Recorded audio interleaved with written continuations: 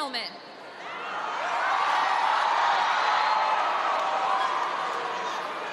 ladies and gentlemen,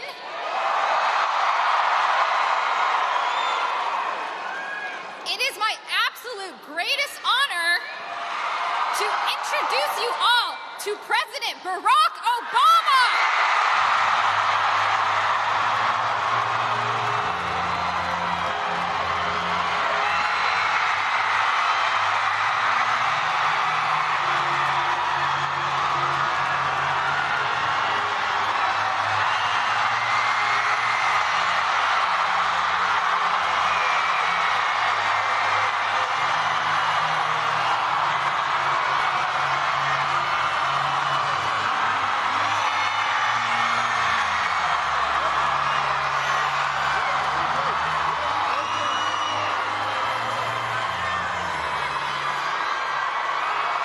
Hello, Orlando!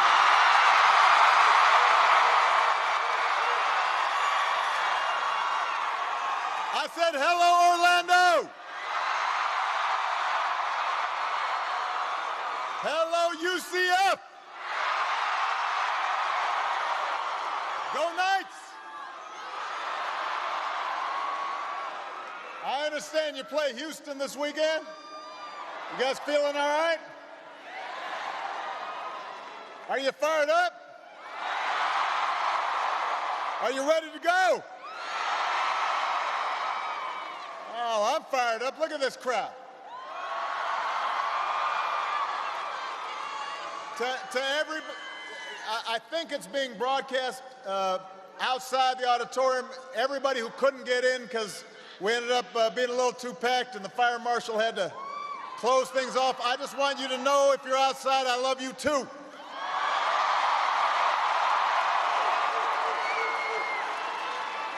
Can everybody please give Debbie a big round of applause for that great introduction? She's the kind of young lady that makes us proud. A couple other people I want to acknowledge. Your outstanding mayor, Buddy Dyer's in the house. Your wonderful senior senator, Bill Nelson, is here. Your next members of Congress, former Governor Charlie Crist, Val Demings, Stephanie Murphy, Darren Soto.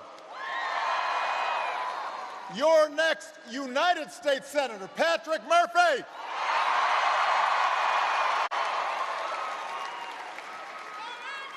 And all of you are here. And I am here to say thank you. I want to say thank you, because it has been, I love you back. I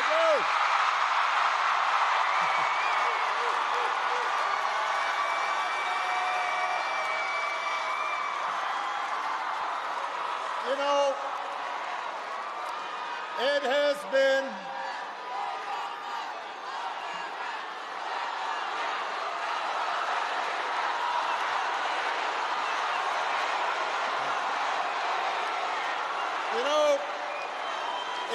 it has been a privilege of a lifetime to serve as your president. And Michelle and I could not be more grateful for your support and your prayers over all these years. But, hold up. But we're not done yet. I've got one campaign left in me. Michelle and I got a little more work to do. So I'm here today, Florida, to ask you to work hard, as you did for me, to make sure that Hillary Clinton's the next president of the United States of America.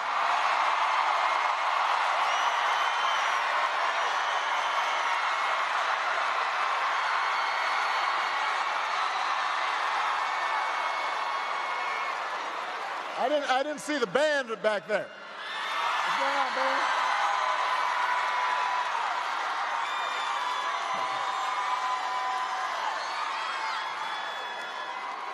Sorry, but I just love marching bands, so I had to acknowledge the marching band. Are you guys? Are you guys from? You're not from the college. You're from a high school, right?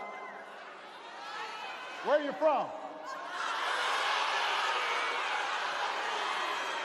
What'd they say? High school. There you go. Ocoee. All right, Ocoee. We're proud of you. Now, where was I? Listen, hold on. You guys are just so excited. Now, let me say this. Florida is always a battleground state. Florida is just a big, diverse state, which means that the races in Florida are always close. I remember when I was campaigning here in the closing days of another hard-fought campaign 8 years ago, and some of you were only 4, but if you will recall, we were going through 2 long wars. We were in the early days of the worst economic crisis of our lifetimes. On everything from health care to climate change to criminal justice issues, we had just been kicking the can down the road for way too long. And I said at that time that I wasn't a perfect man. I wouldn't be a perfect president. I said at the time that if you elected me, we wouldn't solve every problem on day one. We wouldn't solve it all in 1 year or 1 term or even in 1 presidency. But what I told you was that I would work as hard as I could every single day to do right by you.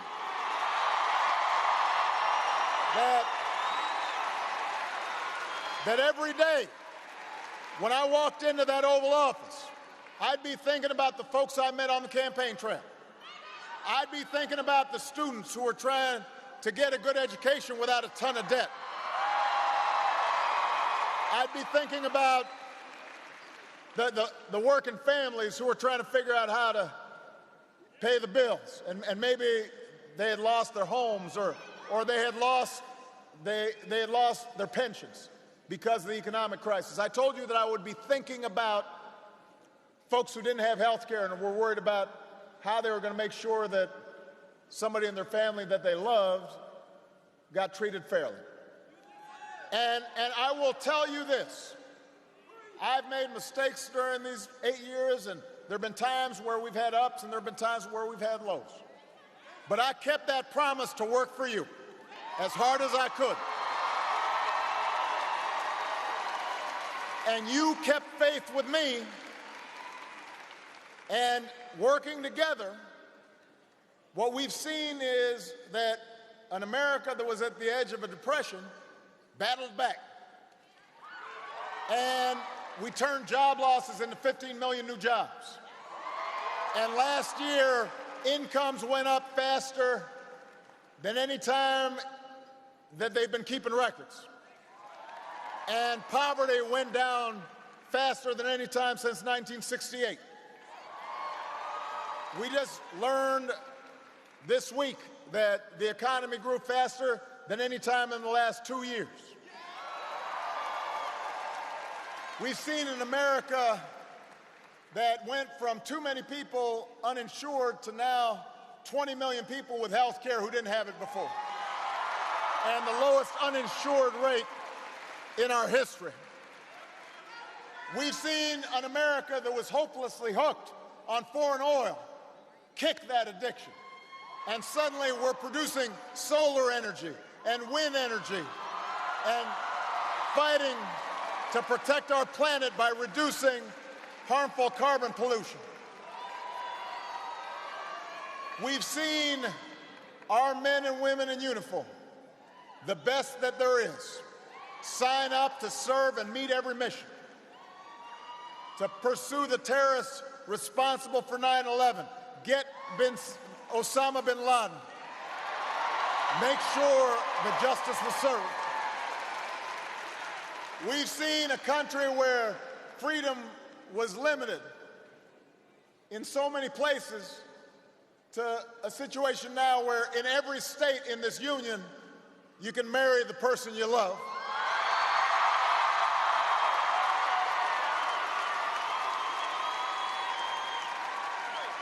We've increased access to Pell Grants. We've seen the highest high school graduation rate in our history. We've seen the biggest jump in college enrollment in our history.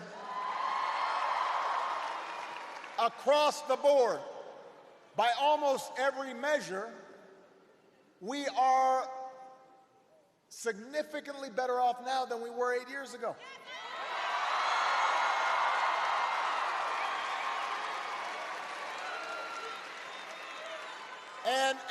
And part of it is because we got policies right, but part of it is because of you. I travel across all 50 states, and I have seen what makes America great. I've seen folks working hard, starting their own businesses, teachers reaching into their own pockets to make sure kids get an education. I've seen doctors serving the poor. I've seen our brave men and women in uniform and our brave police officers and first responders running towards danger and working to keep us safe. I've seen the patriotism of young activists speaking out to make this country better, even if it sometimes makes us uncomfortable, calling on us to live up to our highest ideals. I see you,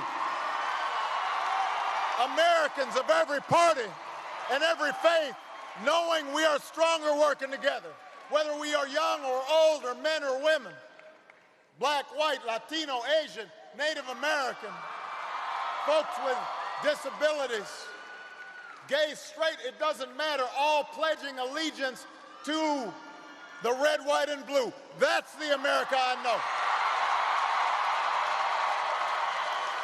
That's the America I love. That's why, through all the ups and downs, I haven't been worried about this country, because I've seen the heart and soul of the American people, and it is good, and it is decent, and it is strong, and it is resilient. And there is only one candidate in this race who I believe can continue the progress we've made, and I know that because she's devoted her life to making America better. And that is the next president of the United States, Hillary Clinton.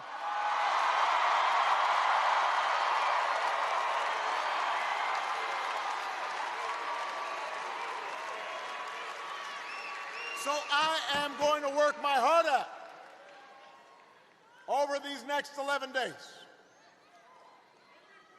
I don't know about you, but I'm not tired. I'm feeling good. I'm ready to work, and I need you to join me. Florida, I need you to join me. Young people, I need you to join me.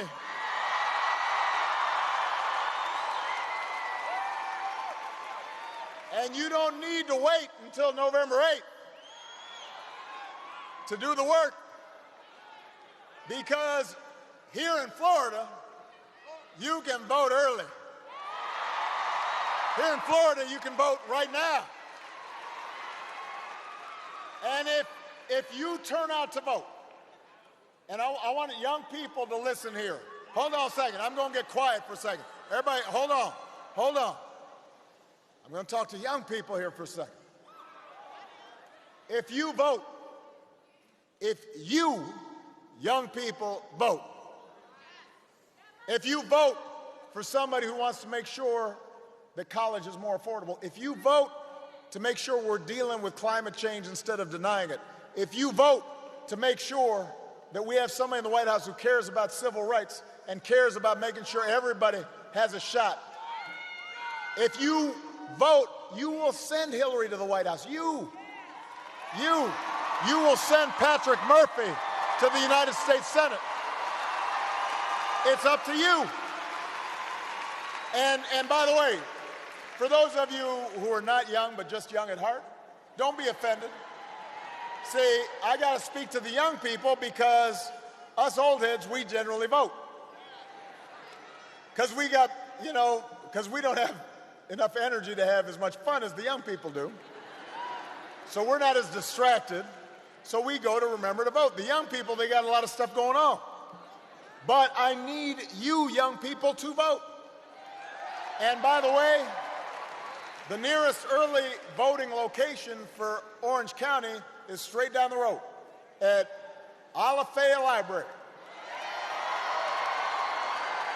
The nearest Seminole County early vote location is right up the road at Oviedo Aquatic Center. And you can find other early voting locations just by going to iwillvote.com. See, but here's the thing. You guys are just being so sweet to me, and I appreciate it, but understand this. Understand this. All the progress we've made over these last 8 years goes out the window if we don't win this election. Health care for 20 million people goes away. The progress we've made on climate change goes away. All the work that we've been doing to make college more affordable goes away. I mean, the stakes could not be higher. And I understand that right now the polls show Hillary having a lead. And no, hold on a minute. Hold on. Sometimes when you get a lead, whether it's in sports or in politics, you start feeling good. You start celebrating too early. You start getting turnovers. You start missing some free throws. Suddenly it gets a little closer. You start tightening up. And next thing you know, you look up and you let it slip away. See, I don't want you all feeling too good. I want you hustling all the way until the polls close on November 8th. I don't want you taking things for granted. I want you to run through the tape. I don't want you to do an Usain Bolt and kind of look back, all smiling, because politics isn't like track and field. You're not always as fast as Usain Bolt.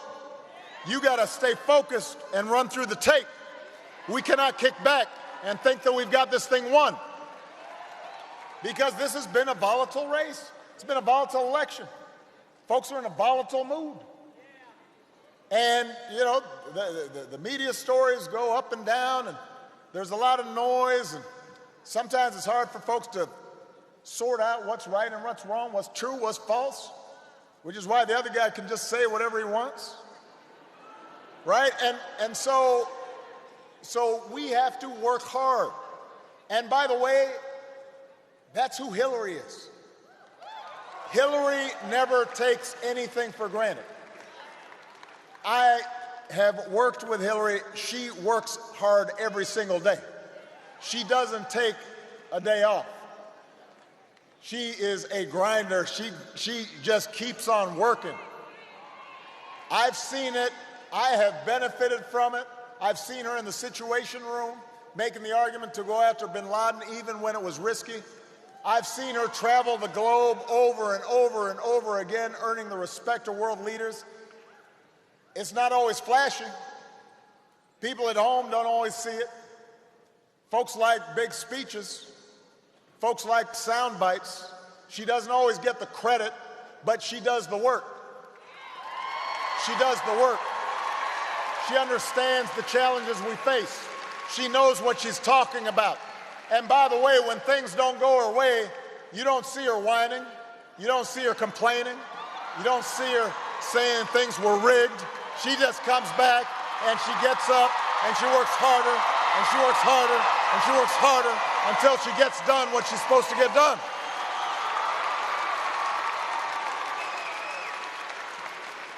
And the reason she works so hard is because she cares.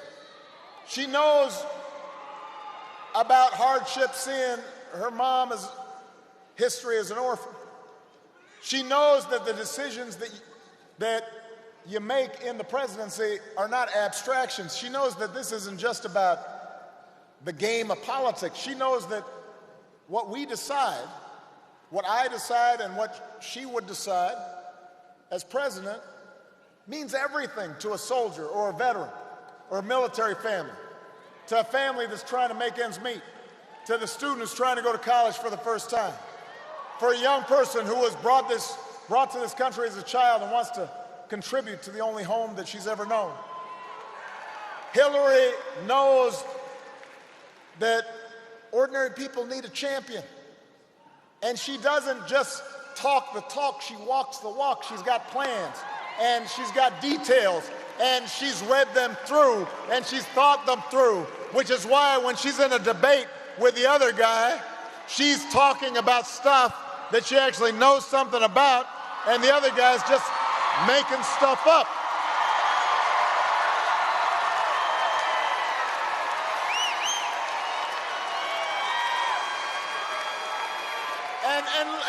And listen, can I just say, like, I was a good student when I was in law school, and I was a good student my last 2 years in college, but when I was in high school in my first 2 years, I was one of those guys who sometimes just kind of was talking and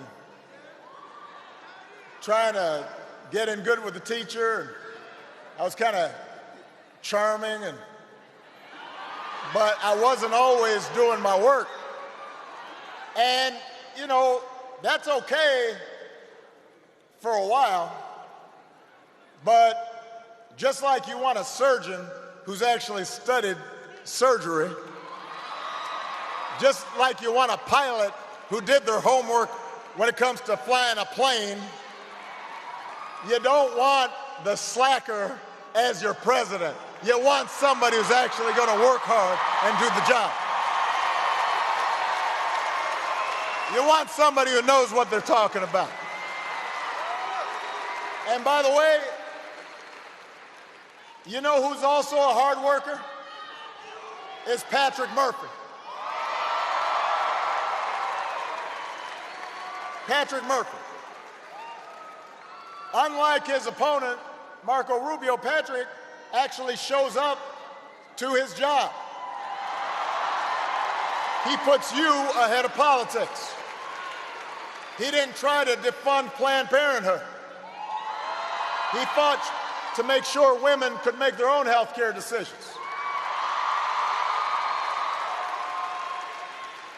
He didn't say that he was supportive of Florida's Latino community, but then when the politics got tough, you walk away from comprehensive immigration reform. Unlike his opponent, he actually believes in science and that climate change is happening.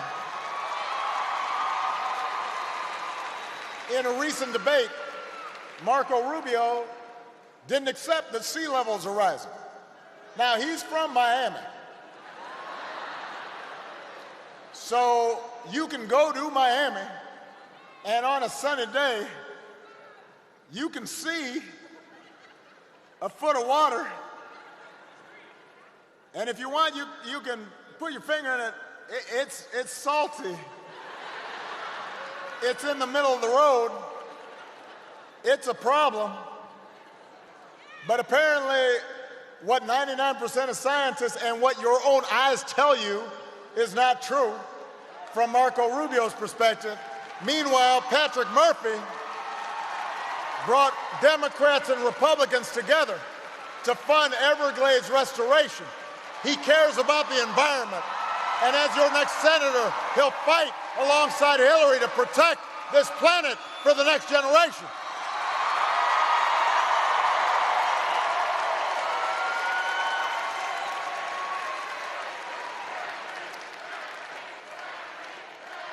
Pat Patrick, Patrick, Patrick, Patrick. You know what? There's one other big difference between Patrick and Marco Rubio. Marco Rubio still supports Donald Trump. Don't boo. Vote. Don't, you know what? I always have to say this. Trump can't hear you boo, but he'll hear your vote.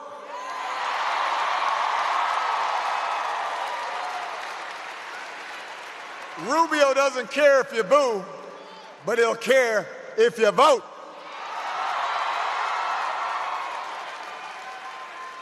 You know what? Now, for some voters, hello. For some voters, Marco Rubio will say, I think that what Donald Trump said is terrible. And then in front of other voters, he'll say, well, I'm still supporting Donald Trump. You know what? You can't have it both ways here. This is as cynical as politics gets. You can't just say anything or just pretend to be anybody in order to get elected or stay elected.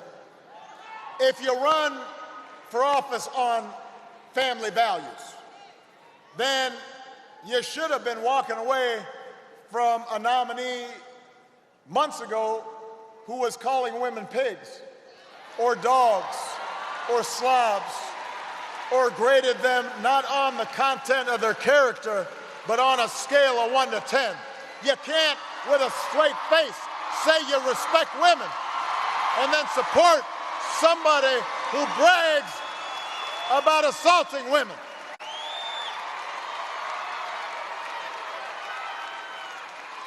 You don't have to be a husband, you don't have to be a father to stand up for women, you just have to be a decent person.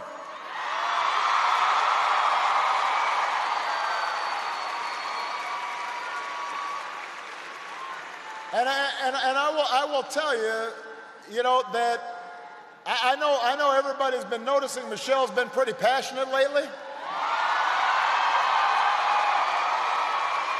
You know, it's not only is this something Michelle's experienced herself, but this is something that, as parents, when we think about our daughters and listen to that kind of behavior, we say that is not the kind of example we set for our children, for our boys, for our girls.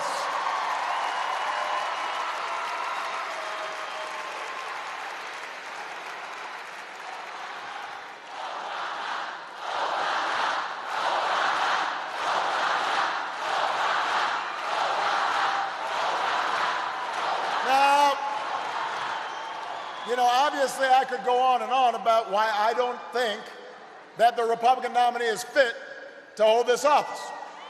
Because he does it himself every time he talks, or tweets, or gets caught on tape. But I will say this, in my 2 campaigns for president, I had very strong disagreements with John McCain. I had very strong disagreements with Mitt Romney. I believed I had better ideas than them for how to lead the country. But I was never concerned about the fate of our democracy if they had won.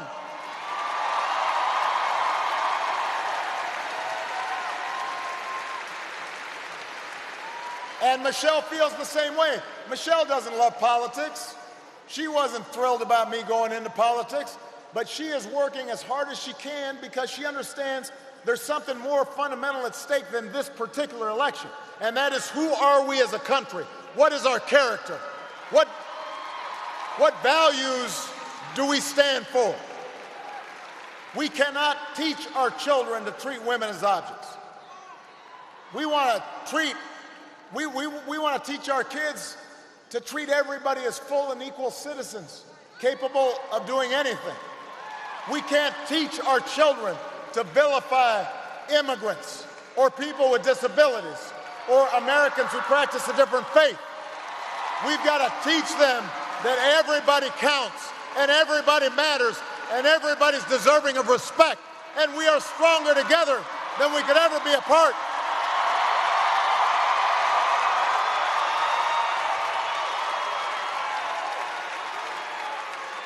We shouldn't let our kids think that politics is about pitching a new hotel or a new golf course or a TV contract. It's about working on behalf of the common good and promoting opportunity and justice. That's what Hillary believes. That's why she has to win this election. It's at the heart of the Methodist creed her mom instilled in her. Do all the good you can for all the people you can in all the ways that you can, as long as ever you can. That's why she's in this. She believes, like I believe, that we can summon what's best in each of us, that we can make this country better for all of us. She believes that together we can do big things that we could never do on our own. And isn't that what America's all about? You know, we're a country like no other in the world. We're a country that was founded for the sake of an idea. We hold these truths to be self-evident, that all men are created equal, that we are endowed by our Creator with certain inalienable rights, that you don't have to be born into wealth or privilege. You don't have to look a certain way. You don't have to have a certain last name. That if you are willing to give of yourself, you can move the wheel of history. That's what drove patriots to choose revolution over tyranny. That's what led GIs to liberate a continent. That's what gave women the courage to reach out for that ballot. That's what led marchers to cross a bridge in Selma. That's what led workers to organize for better wages. That is what has made America exceptional. That is why America's great. And all that progress, all that work hasn't happened because some person from on high did it for us. It's because we did it together. It's because ordinary people worked hard. It's because immigrant families, like Debbie's parents, worked the night shift. They saved and scrimped. They sacrificed. They got involved. They spoke out. And even though sometimes that progress is slow in coming, sometimes it's hard, sometimes it's frustrating, ultimately, that process of self-government moved us forward. And that's what Hillary understands. That's what she understands. She knows that in a democracy that's big and diverse like this, you can't be demonizing each other all the time. You can't just make stuff up about each other. You can't spend all your time calling each other names. You've got to compromise sometimes, even when you're right. She understands nobody's perfect, not even presidents. But we should try our best to conduct ourselves with just some basic homespun values: honesty, decency, generosity, big-heartedness, fairness, the things we try to teach our kids, the things most of us should have learned in kindergarten. That's what we should expect. Look, I am here to tell you this, and I'm just going to be honest with you. I understand that this is a polarized country right now. I understand that everybody is just rooting for their side. I understand that so much of the news during this election cycle has been discouraging or cynical. And these days, because of the nature of the internet and social media, sometimes it's hard to sort out what's true and what's false. I know that so many people can feel cynical sometimes about our prospects for progress and change, and sometimes it feels like Washington's very far away and very distant. But I'm urging all of you, and I mean this. The choice in this election is really clear. You've got one person who is really, really well qualified, who really, really cares about doing the right thing, who is committed to sustaining the work that you and I have done together over these last 8 years. I believe Hillary Clinton will be a great president. I believe she will move this country forward. But she's going to need our help. It's not enough just to elect her and then have a Republican Congress that is already talking about not being willing to cooperate with her on anything. When they control the Senate and the House, right now they can't even pass their own stuff. And all we're going to see is more gridlock and more obstruction and more threats to shut down the government and more threats to wreck the economy.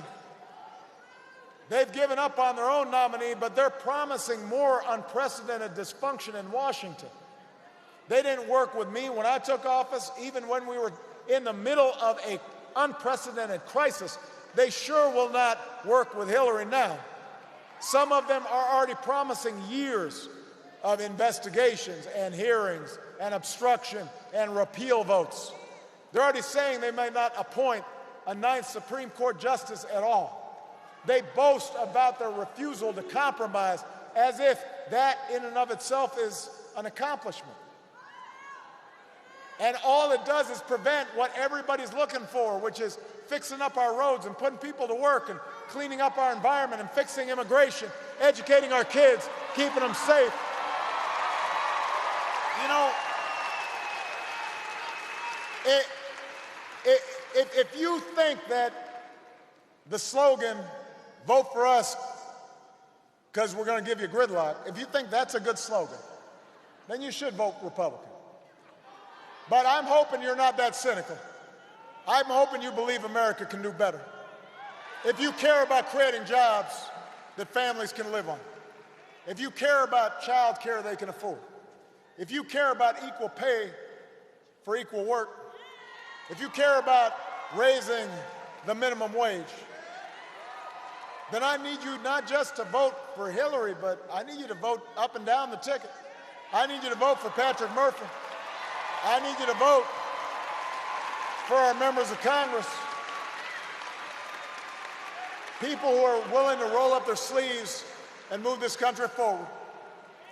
So, young people, let me say this one more time.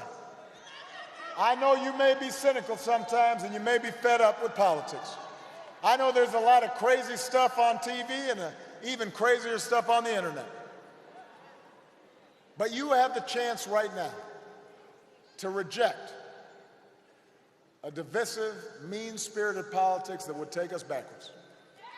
You have the chance right now to elect a woman, our first female president, who has spent her entire life moving this country forward.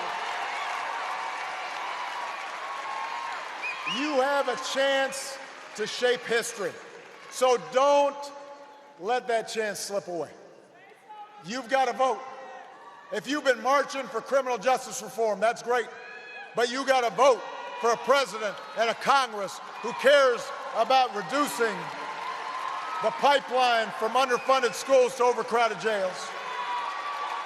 If you've been marching for the environment, I hear you, but you got to have a president and a Congress who believe in science and will protect the progress we've made because they care about the children. If you've been marching for immigration reform, I've heard you. But you got to vote for a president and a Congress who doesn't consider immigrants rapists and criminals, but as people who love this country and are ready to contribute. Whatever issue you care about, you got to vote. This is where democracy happens. This is not where it ends. It's where it happens with your vote. Hillary needs your help. I need your help. America needs your help. Because your involvement is how progress is won. What you do is what's ultimately going to matter. And if you do everything you can, not just to vote yourselves, but to get your friends out there, your family, your cousins, your uncle, your neighbors, your co-workers, if you tell them this is the moment where America has to take a stand and decide what it is that we believe in and who we are, and we're not going to succumb to cynicism, we're not going to believe in fear, and instead we're going to lift up hope. If you want hope instead of fear, then you will elect Hillary Clinton as President of the United States and Patrick Murphy as Senator. And you will continue what we started 8 years ago. And America will continue on this amazing journey. This amazing journey in which every single person in this country has a chance to live out their dreams. God bless you, Florida. God bless you, the United States of America. Let's get to work.